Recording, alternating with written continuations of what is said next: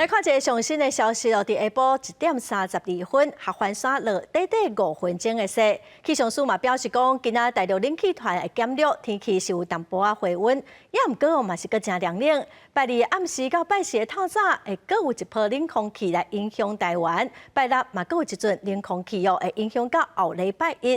气象署嘛提醒民众，伫年底之前，小人山拢有冷空气，所以寒人的衫甲面罩被着爱穿好好。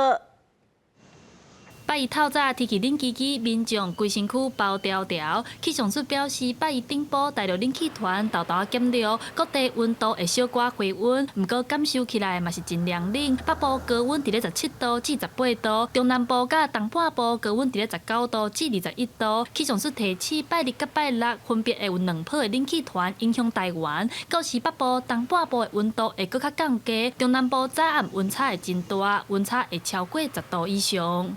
可以看到中南部白天的高温回升的幅度非常的大哦，尤其是可以看到明天17号，整个白天的高温可能还可以回升到23甚至24，有些地方25度以上。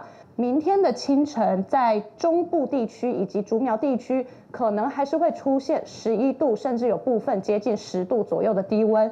另外，气象署表示，拜四迄天，台湾中部以北3000公尺以上的高山有机会落雪。因若落雨的部分，气象署表示，拜二到拜五，台北山区、东北部地区云较济，会有短时间的阵雨。拜六礼拜落雨的范围变大，包括台北、桃园甲东半部拢有机会会落雨。明天开始一直到礼拜五这段期间，下雨的区域一样是以基隆北海岸、大台北山区及宜花地区为主。周末期间降雨的范围稍微广一点点，桃园以北、东半部地区都要留意，可能会有一些短暂雨的状况。